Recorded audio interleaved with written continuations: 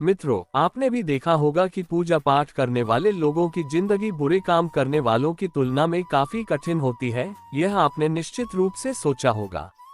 इसलिए चलिए आपको इसका रहस्य बताते हैं। आपको पुराणों में वर्णित एक कहानी सुनाते हैं जो आपको बताएगा कि हर जीव को उसके काम के अनुसार फल मिलता है। अगर कोई अच्छे काम करता है तो उसे अच्छे फल मिलते हैं और बुरे काम करने वाले दुखी होते हैं। श्री कृष्ण ने रामायण में बताया कि एक गांव में दो आदमी रहते थे। एक बहुत धार्मिक था और हर दिन मंदिर जाकर भगवान की पूजा करता था। लेकिन दूसरा आदमी जो नास्तिक था, हर दिन मंदिर जाता था और अपनी पत्नी से धन चुराकर जूते, चप्पल और दाल खरीदता था। एक दिन गांव में भारी बारिश हो रही थी और मंदिर में एकमात्र पुजारी था। नास्तिक आदमी मंदिर गया और सब कुछ चुराकर वहां से चला गया। उस समय एक आस्तिक व्यक्ति भी मंदिर गया और भगवान की पूजा करने लगा। मंदिर के पुजारी ने उसे उसी समय देखा और उसे चोर समझा। वह गांव के बाकी लोगों से बचकर भागने लगा।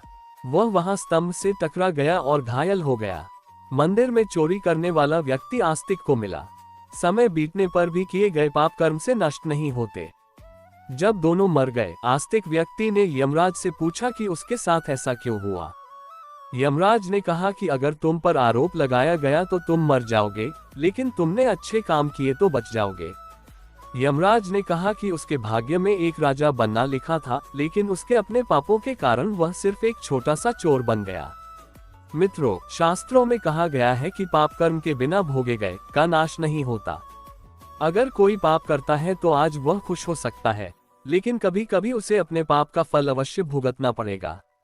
एक बार की बात है कि एक बहुत पापी व्यक्ति एक रास्ते से जा रहा था और उसे बहुत सारा सोना मिल गया।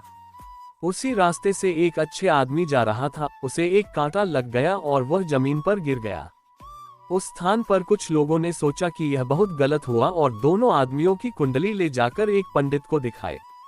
पंडित ने कहा कि पापी व्यक्ति का भाग्य राजा बनना था, लेकिन उसके पाप के कारण अब उसे सिर्फ इतना सोना मिला है।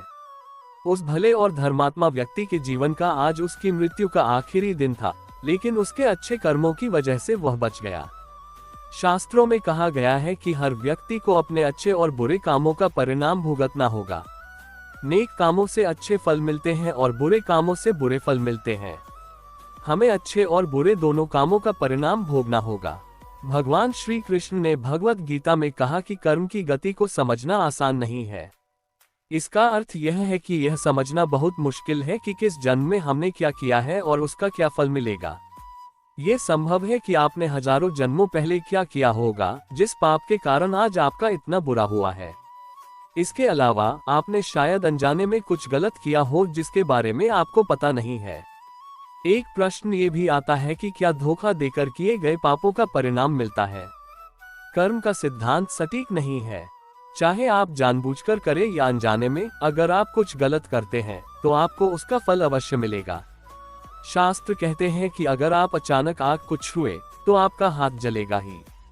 शास्त्रों में कई कहानियां हैं जो बताती हैं कि अनजाने में किए गए पाप का फल भी लोगों को मिला है।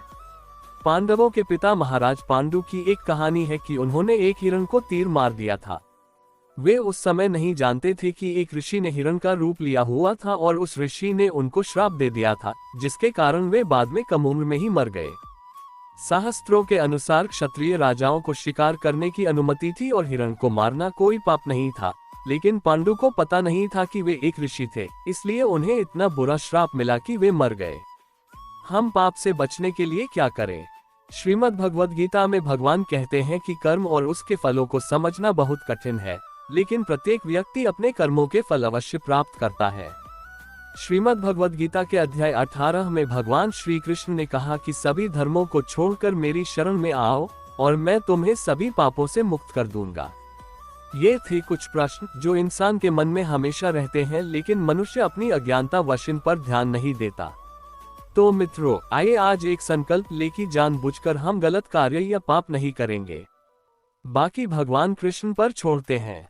साथियों, आपके सुझाव सादर आमंत्रित हैं। यदि आपको वीडियो थोड़ा सा भी अच्छा लगा हो तो कृपया लाइक, शेयर और सब्सक्राइब करना और कमेंट में जय श्री कृष्णा अवश्य लिखना, ताकि इस बहाने हम भगवान का नाम तो लेंगे। जय श्री कृष्णा।